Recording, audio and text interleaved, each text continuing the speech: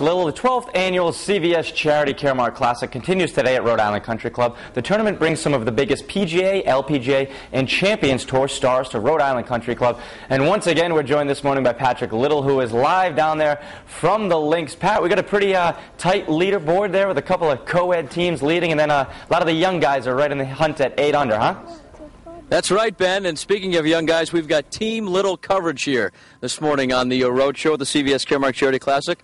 Connor Little, the star of all of the commercials that he does for the P. Bruins hat night and everything else. Say hi to everybody. Hi. Good morning, everybody. Good morning. All right. Yeah, we're out here the second round of the CVS Charity Classic, about to get underway. Ben, I've got a treat for you in a minute or so. But first, I had a chance to chat with co-host Brad Faxon about the present edition of this classic, previous editions, and the future of this awesome event.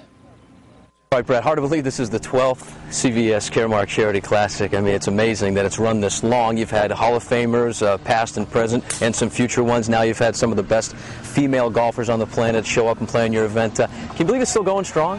You know, I don't think we ever envisioned this thing going this long, as strong as it's been going for, 12 years, raising the kind of money that we have. And, in the last 2 years, raised over $3 million in this economic time. It's unbelievable.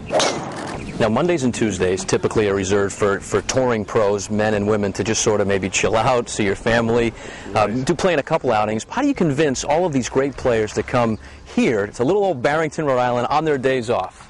Well, Billy Andrade and I have gotten pretty popular now that we're kind of co-hosts. We really are very responsible for the field. So a lot of players that you wouldn't normally have coming up to you are asking us, hey, can we come play in your tournament? We'd love to play. And we love it. And, we've been lucky enough to have Jack Nicklaus and Arnold Palmer and Lee Trevino. Gary play. I mean, the big three have been, at Rhode Island Country Club. It's unbelievable. Now, you and Billy Andrade, Brett Quigley, all learned how to play here at this little club on Narragansett Bay in Barrington. Don't forget Dana. And Dana, that's right, of course, yeah. He used to sneak onto this course, Dana used to tell me.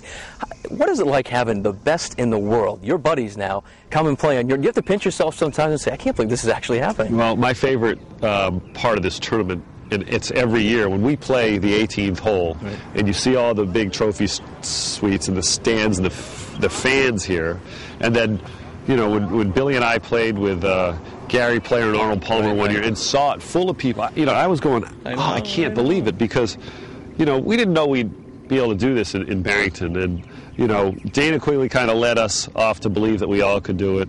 I was the next guy, then Billy, then Brett, and we've had a lot of other Rhode Island guys. But to have 4 players from Rhode Island Country Club on the PGA Tour it's almost unheard of. Now, week in and week out on the PGA Tour, LPGA Tour, not so much on the Champions Tour, but you guys play these courses where it's 500-yard par 4s and your driver 3 woods into par 4s. You get to come here. How much do the players enjoy coming to a course where you can be more creative, make a lot of birdies, and enjoy golf? I mean, not that you don't enjoy it on tour, but this is fun. It is fun.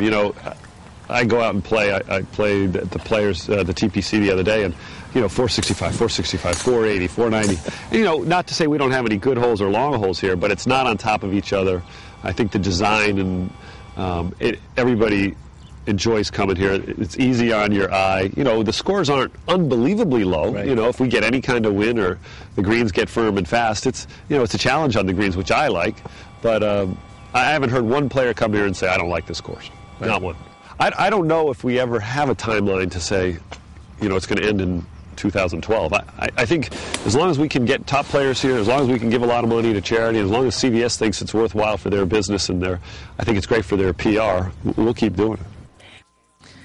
And hopefully they keep doing it. See these here? These are 4 tickets to today's final round of the CVS Caremark Charity Classic that my friend Ben Haig has been calling me and emailing me and texting me for the last couple of days.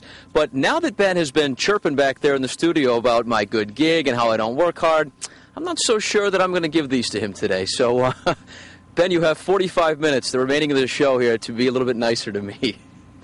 That's it for now from the CVS Caremark Charity Classic. We'll be back a little bit later. I'm going to get a golf tip on how to hit the ball a little further off the tee. So I'm looking forward to that.